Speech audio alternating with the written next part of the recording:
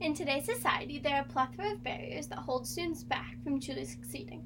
They vary from big and small, and society and the government as a whole has to start small to fix the bigger issues. Not everyone in life starts at the same place, but giving everyone equal opportunity is the biggest step in the right direction.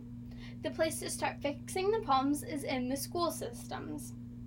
Implementing school uniforms in the public school system is a start to fixing the socioeconomic divide, gang violence, and social justice regarding children as a whole.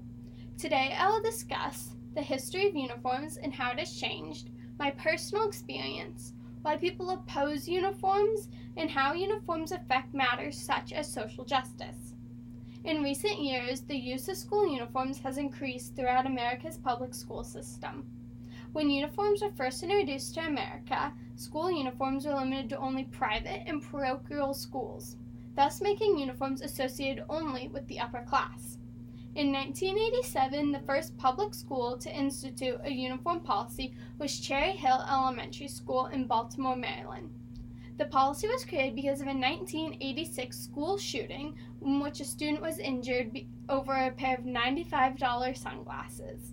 By the next year, over 39 public elementary schools and 2 junior high schools in Washington, D.C. instituted a mandatory uniform policy. The movement spread to other states, mainly focusing on urban schools with low income and minority students. In 1996, the U.S. Department of Education found that only 3% of public schools required uniforms. President Bill Clinton advocated and encouraged all students to adopt a uniform policy. This led to a substantial growth in the use of uniforms. By 2005, over 14% of public schools adopted a uniform policy. Although uniforms are becoming increasingly popular, many people view enforcing uniforms as a violation of their First Amendment right. On top of this, they also believe it limits student self-expression.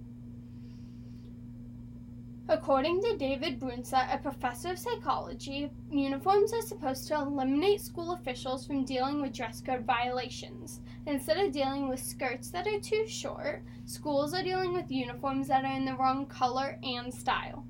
Officials are replacing dress code infractions with uniform infractions, both wasting valuable time for the teachers and students. Another study based on over 10 years' worth of data from a large urban district found that while implementing uniforms, some schools had an increase in the number of disciplinary infractions recorded. These are some of the reasons people oppose uniforms. I, on the other hand, attended both schools that require uniform and had a dress code imposed. During grade school, my sister and I attended different schools. I watched my sister wear a uniform every day to school. To me, her uniform resembled a parent wearing a suit and getting ready for work in the morning. To many people, having this mindset can help them take a more serious interest in the work they are doing at school. Then in high school, I started wearing uniforms. It personally gave me better structure in the mornings while getting ready. Not having uniforms in grade school was great, but after experiencing them in high school, I experienced the benefits firsthand on what uniforms can do for the confidence of girls. As you can see through my personal experience, I highly encourage uniforms. Uniforms promote the overall good of all people. Service to others is also, in a sense, service to God. People all over the globe dedicate their time and energy to a goal bigger than themselves. Service can also be advocating for a cause for the common good.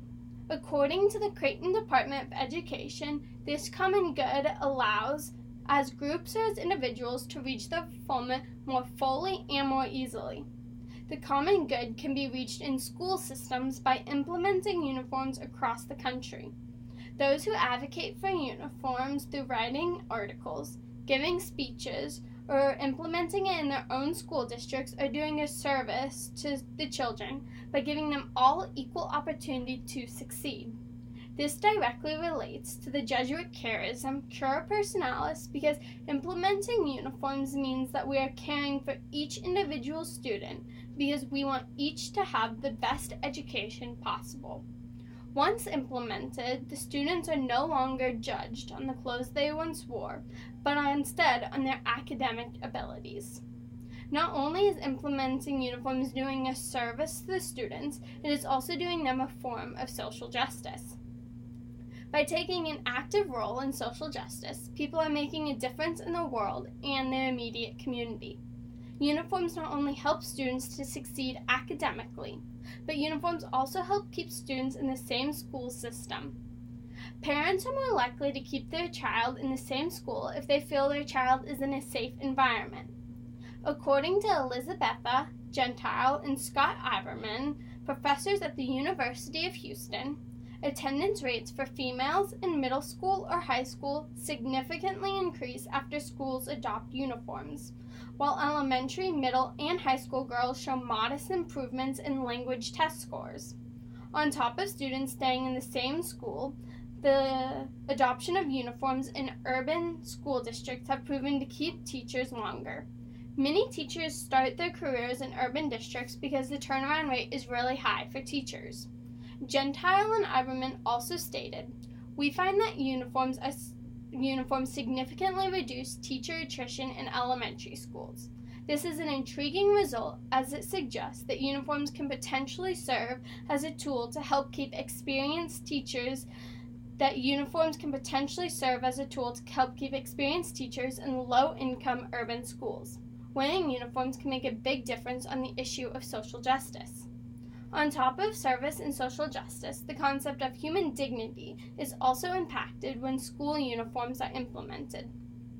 Human dignity means that individuals have the inherent and immeasurable worth that all human life is sacred and should be protected. Studies have proven that school uniforms lower gang violence and reduce bullying in school. The Los Angeles Times released an article in 2009 that argued in gang-plagued areas, wearing a certain color is enough to set off a fight. Uniforms create a more neutral atmosphere on campus. Having students wearing uniforms, the adults are teaching children their worth is the same as those they are surrounded by. Each child's worth is the same. The idea of social differentiation is impacted through the use of uniforms. By implementing school uniforms, school districts are not only fixing short-term problems, but they are fixing the root of several problems. Through the use of uniforms in school, the socioeconomic divide has become less prominent, resulting in less social differentiation between different schools and each individual student. In addition to this, gang violence decreased due to the fact students can no longer wear clothing which highlights which gangs they belong to. Even though uniforms don't fix all social justice issues, starting this cause at a young age better prepares students for future in life. Children no longer believe themselves to have an advantage over other students because of their clothing.